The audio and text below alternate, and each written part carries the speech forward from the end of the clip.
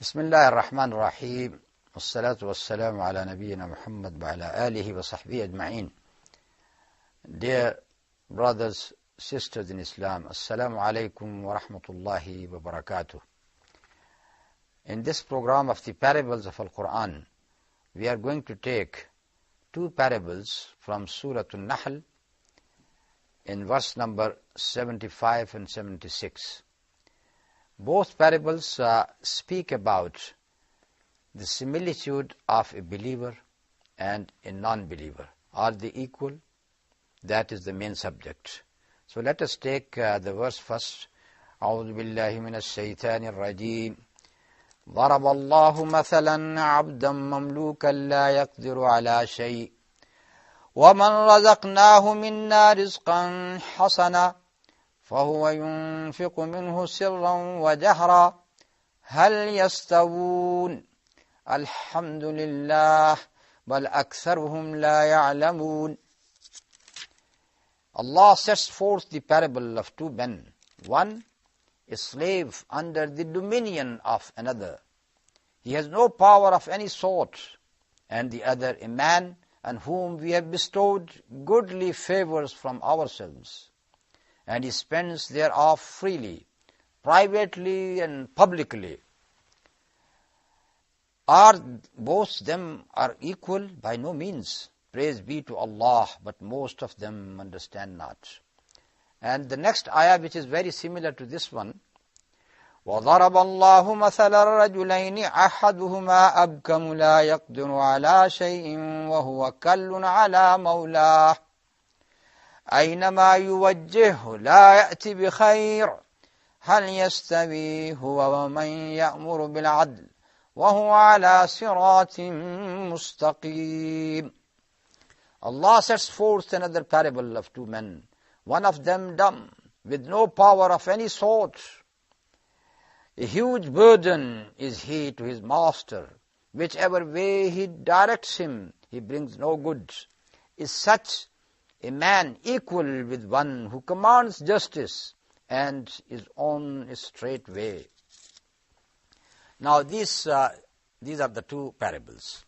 In the first parable, the comparison is made between a slave, لا يقدر على شيء, who got no power at all, or who can't do anything with his own will because he has to carry out what his master wants him to carry out.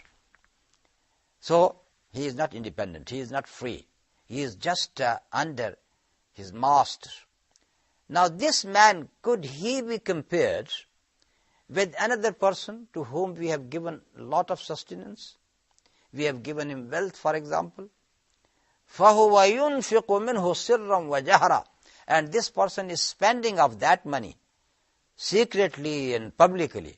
And that person got the full control of his wealth. He does not need the permission of his master to spend out of it. He spends by his own will. So, do you think, هَلْ يَسْتَوُونَ, they would be equal? And that is the example of whom?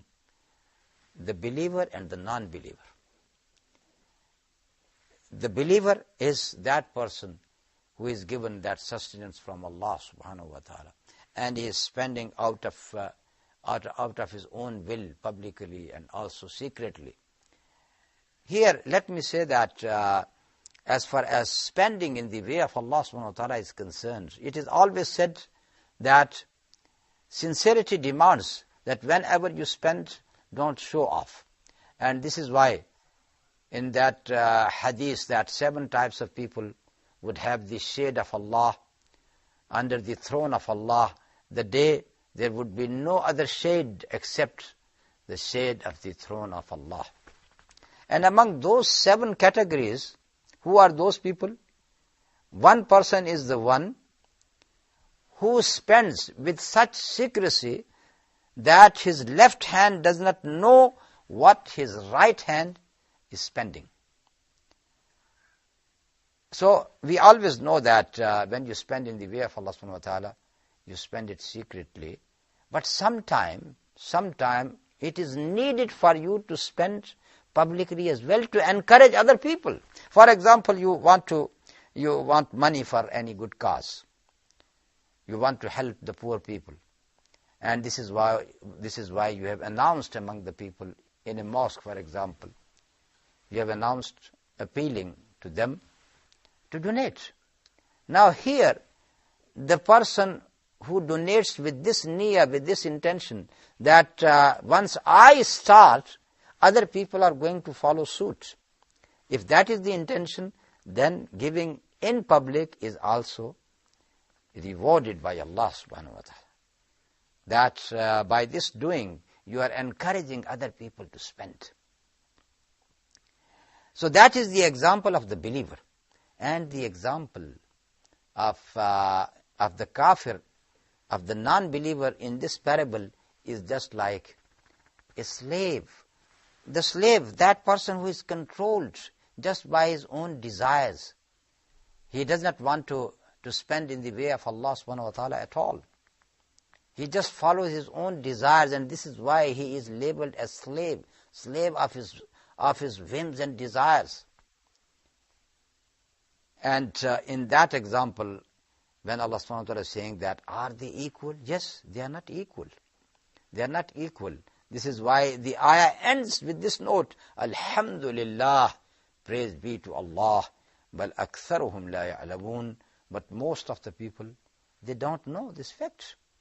Now coming to the next parable, which is also about the believer and the non-believer. Here in this example, we got comparison between two persons. One is dumb. One is dumb, can't express himself at all. La yaqdiru ala shay. And then he is not able to do anything. Wa huwa kallun ala mawla. He is just a burden, a huge burden upon his master, because the master has to feed him, sustain him. Still, he does not pay him back anything at all. And even when he wants to do anything, when the master wants him to do anything, أَيْنَمَا يُوَجِّهُ لَا يَأْتِ بِخَيْرٍ. That person does not do anything good at all. هَلْ يَسْتَوِي هُوَ وَمَنْ يَأْمُرُ بِالْعَدْلِ وَهُوَ عَلَى صِرَاطٍ مُسْتَقِيمٍ. This person, can he be equal to another person who can express himself, who can do nice things, who is doing justice to the people, and then وَهُوَ عَلَى صِرَاطٍ مُسْتَقِيمٍ, and then he is standing on the right path as well. Are they equal? Of course, they are not equal. We understand that they are not equal. Even a person, any person could make this decision, that if you got, even among your children, one is dumb and one got the ability upon all the functions of the life, their activities would be different. Their education would be different. Their field of services would be different as well. They would not be equally treated, or they would not be understood as equal to each other. Again, this is the example of the believer and the non-believer. Believer in this example is the person who is on the right path, who is doing justice, who is dealing with the people with justice, and then the person himself is standing on the right path. And there are other ayat in Al-Qur'an. For example, أَفَمَنْ كَانَ مُؤْمِنًا كَمَنْ كَانَ فَاسِقًا لَا يَسْتَوُونَ. A believer and a fasiq, a sinner, can they be equal? No, they are not equal. How Allah subhanahu wa ta'ala is going to treat the believer just like a fasiq? Here, fasiq means the person who has rejected Allah. Because the word fisq, sometimes it is used even for a believer if he is disobedient, or if he is committing a sin. You say that this person, for example, the person who is committing adultery, or drinking wine, or doing something else bad, you say that he is fasiq.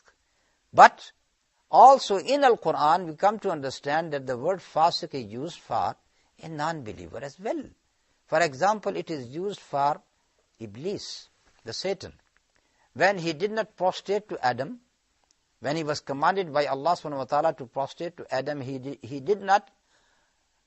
It is said, كَانَ مِنَ الْجِنِّ فَفَسَقَ عَنْ أَمْرِ رَبِّهِ. He was from among the jinnis, and he came out from the commandments of his Lord.